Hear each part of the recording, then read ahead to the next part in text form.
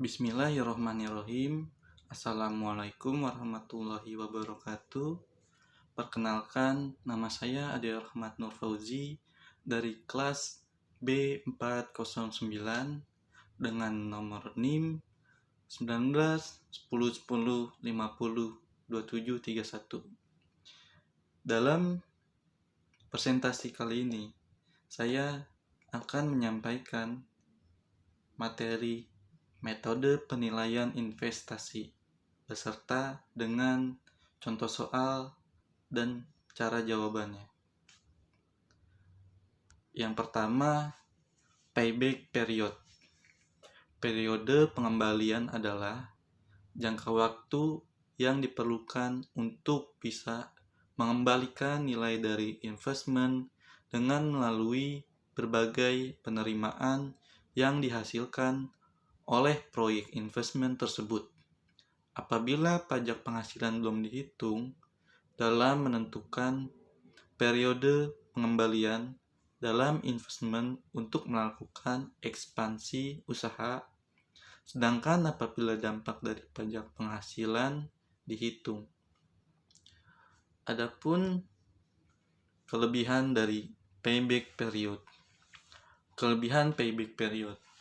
Investment yang mempunyai risiko yang besar dengan menggunakan metode ini bisa diketahui jangka waktu yang dibutuhkan untuk pengembalian investasi. Yang kedua, dengan menggunakan metode ini juga bisa dipakai untuk menilai proyek investment yang memiliki rate of return dan resiko yang sama. Oleh karena itu, bisa dipilih investment yang memiliki jangka waktu pengembalian tercepat. Dapat digunakan untuk memilih berbagai pilihan atau usulan investment sebelum berlanjut ke penilaian dengan mempertimbangkan kemampuan investment untuk menghasilkan profit. Dan ada pun juga kekurangan, tidak memperhitungkan nilai waktu suatu uang. Yang kedua, tidak menunjukkan pendapatan selanjut setelah dana investment pokok kembali. Dan yang terakhir, dari kekurangannya, tidak mengukur tingkat profitabilitas. Adapun juga average of return. Average rate of return atau rata-rata pengembalian investasi, atau bisa juga disebut dengan accounting method atau financial statement method.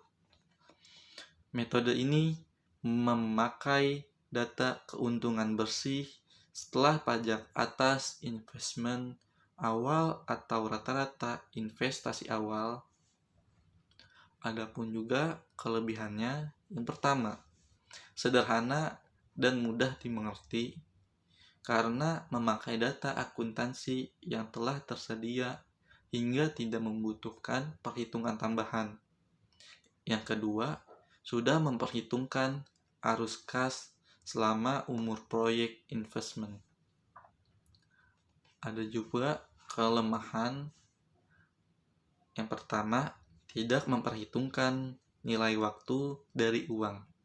Yang kedua, dipengaruhi oleh pemakaian metode penyusutan.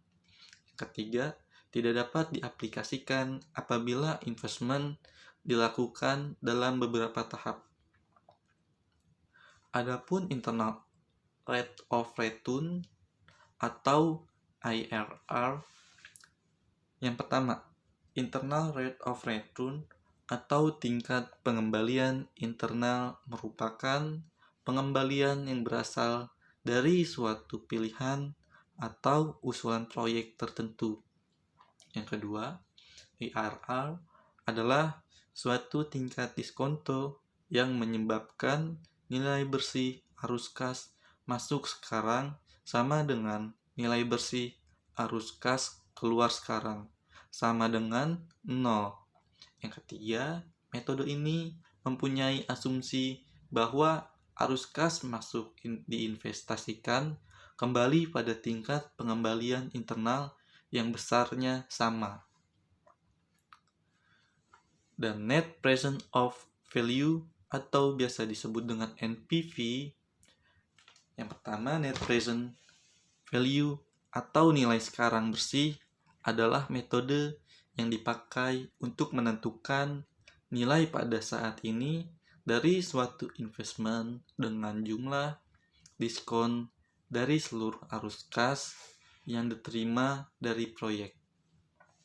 NPV memperlihatkan besarnya nilai produktif suatu investment, yaitu apakah nilai produktif tersebut lebih besar, sama dengan, atau lebih kecil dibandingkan dengan biaya investasinya.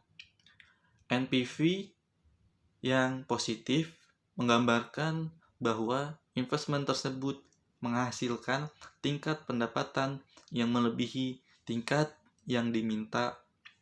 Oleh karena itu, investment tersebut harus diterima. Jika NPV bernilai negatif, menggambarkan bahwa investment tersebut menghasilkan pendapatan yang lebih rendah dibandingkan dengan nilai tingkat yang diminta. Oleh karena itu, investment tersebut harus ditolak. Dan apabila NPV sama dengan 0, maka hal tersebut berarti investment menghasilkan pendapatan yang sama dengan tingkat yang diminta. Atau dengan kata lain, tidak untung dan tidak rugi. Kelebihan dan kekurangan yaitu dalam kelebihan net present value memperhitungkan nilai waktu uang seluruh arus kas selama umur proyek diperhitungkan dalam pengembalian keputusan investment. Kekurangan net present value yaitu memerlukan perhitungan yang teliti dalam menetapkan tarif kembali dari investment pada saat perbandingan dua proyek investment yang jumlah investasinya tidak sama, nilai tunai dari arus kas bersih dalam rupiah tidak bisa digunakan sebagai acuan. Profitability Index. Dalam Profitability Index adalah metode yang menghitung perbandingan nilai pada saat ini dengan cara membandingkan berbagai penerimaan kas bersih di masa depan dengan nilai sekarang investment. Kelebihan dan kekurangannya. Kelebihan profitabilitas index memperhitungkan nilai waktu dari uang, memperhitungkan terlebih dahulu tingkat bunga yang akan dipakai. Kekurangannya dari profitability index yaitu memberikan suatu keputusan yang sama dengan net present value jika dipakai untuk menilai usulan investment yang sama, namun jika dipakai untuk memilih proyek yang mutali, eksklusif, maka bisa kontradiktif dengan net present value. Adapun contoh soal dari NPV yaitu manajemen perusahaan A, D, C ingin membeli mesin produksi untuk meningkatkan jumlah produksi produknya. Harga mesin produksi yang baru tersebut adalah 150 juta rupiah dengan suku bunga pinjaman sebesar 12% per tahun. Arus kas yang masuk diestimasikan sekitar 50 juta per tahun selama 5 tahun.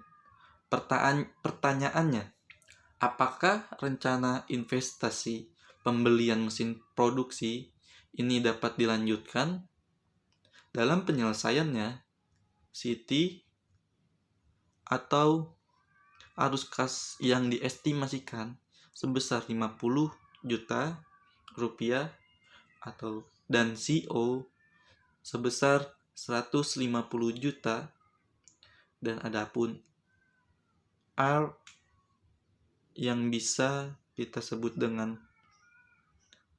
suku bunga pinjaman sebesar 12% atau 0,12. Jawabannya Si 1 dibagi 1 ditambah R tutup kurung, dan dengan seterusnya. Adapun hasilnya yaitu 30,24 juta.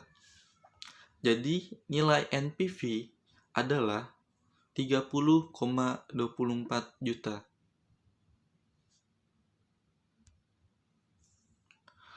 Dalam contoh soal PP, yaitu suatu usulan sebuah proyek investasi dengan dana 500 juta atau initial investment dan ditargetkan penerimaan dana investasi atau cash flow berbeda setiap tahun.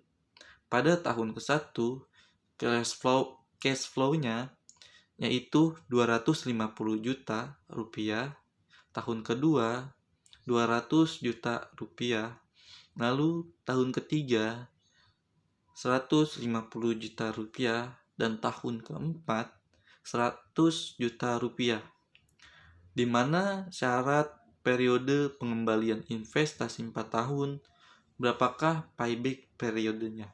Dan jawabannya bisa kita simpulkan, payback periodenya yaitu sama dengan 1 ditambah 500 juta dikurang 250 juta dibagi 450 juta dikurang 250 juta. Hasilnya bisa dihitung dengan cara pada tabel tersebut investasi 600 juta rupiah terletak di kumulatif cash flow ketiga. Payback periodenya yaitu sama dengan 2 ditambah 500 juta rupiah dikurang 450 juta rupiah dibagi 600 juta rupiah dikurang 450 juta rupiah dikali 1 tahun sama dengan 2,33 tahun atau 2 tahun 4 bulan. Pada soal di atas, pada payback periodenya kurang dari syarat periode pengembalian perusahaan, sehingga usulan proyek investasinya diterima. Sekian dari saya, hanya itu yang bisa dipresentasikan oleh saya. Apabila ada kekurangan, untuk dimaafkan. Wabillahi taufiq wal hidayah. Wassalamualaikum warahmatullahi